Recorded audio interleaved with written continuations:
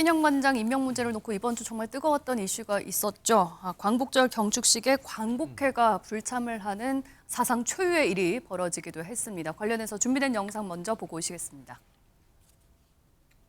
선동과 날조로 국민을 편갈라 그 틈에서 이익을 누리는 데만 집착할 따름입니다.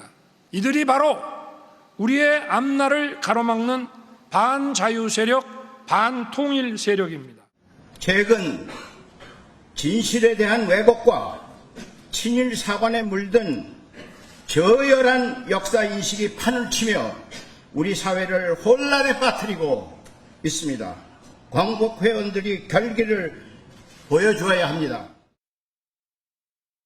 네, 저도 저 행사장에 있었기 때문에 사회 보러 가서 굉장히 당혹스러웠었는데 광복회장이 불참을 한다. 지금까지 광복절 경축식에서 있지 않았던 최초의 일이지 않습니까? 이거를 어떻게 봐야 됩니까? 광복회장이 무리하게 역사 논쟁을 이끌어가고 있다고 봐야 되는 건지 아니면 독립기념관장의 임명 문제가 있었기 때문에 그 임명을 철회하는 게 맞았다고 보시는지 최수영 의원님. 저는 짧게 말씀드리면 광복회장이 너무 무리한 요구를 했다고 봐요.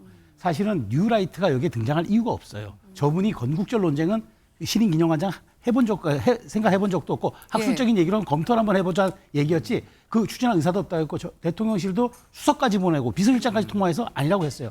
그런데 굳이 이 사람을 사퇴시키지 않으면 광복절 행사를 두 쪽 내겠다.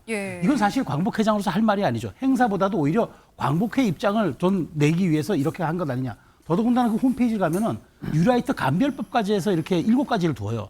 이런 것이 과연 광복회의 본질의 문제인가라는 점을 제가 지적드리지 않을 수 없고 그런 측면에서 사실 이 논쟁에 대해서는 임명권자인 대통령이다 인사권보다도 오히려 광복회가 조금 더 무리한 요구를 해서 두 쪽 난 행사를 칠 수밖에 없다는 그 평가들이 있을 것 같아요. 뭐 물은 엎질러지긴 했습니다만은 누군가는 이제 수습을 해야 되잖아요. 계속 이 광복절 또 건국절 뭐 등등 해가지고 이념 논쟁으로 또 정치권이 흘러가서는 안 되니까 그런 차원에서 여권 내부에서 뭐 조경태 의원을 비롯해서 자진 사퇴론 얘기가 나오는데 뭐 대통령실은 당연히 완강하게 안 된다라고 얘기를 하고 있습니다만은 자진 사퇴가 또 하나의 탈출구가 될 수 있을까요?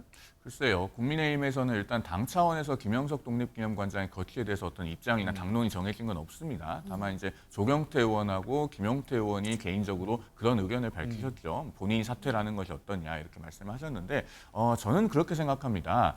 어떤 공직자에게 우리가 사퇴를 요구를 하려면요. 사퇴를 해야 될 만한 분명한 팩트가 있어야 됩니다. 지금 김영석 관장에 대해서 여러 가지 논란들을 일각에서 제기를 하고 있습니다만은 문제는 그런 것이 정확하게 팩트와 들어맞는 게 있냐 하면 별로 그래 보이지가 않아요. 예를 들면 앞서 건국절 얘기도 나왔습니다만은 김영석 관장은 이번 주 기자회견과 인터뷰를 통해서 본인은 그런 건국절 같은 걸 제정해야 된다는 사람들을 비판하는 입장이다. 이렇게 얘기를 하고 있고요. 그다음에 그 건국에 관한 관점도 그렇습니다. 김영석 관장은 1919년에 3.1운동과 대한민국 임시정부로 우리나라의 건국이 시작돼서 1948년 대한민국 정부 수립으로 완성됐다. 즉 과정으로서의 건국을 이야기하고 있는데 이게 과연 우리 사회가 수용할 수 없는 역사관인가 그런 부분에 대해서도 상당히 의문이 있어요. 그러면은 사퇴를 요구하려면은 사퇴를 해야 될 만한 어떤 분명한 사실관계가 나와야 되지 않는가 그런 생각이 듭니다. 1분씩 드리겠습니다.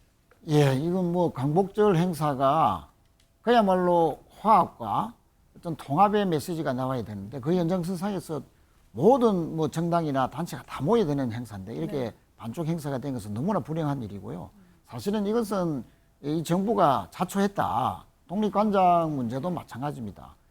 우리가 일제 때 우리나라 사람의 국적은 당연히 일본이었다는 식으로 발언한 분이 다른 그 기관장도 아니고 독립기념관장으로 할 수 있느냐.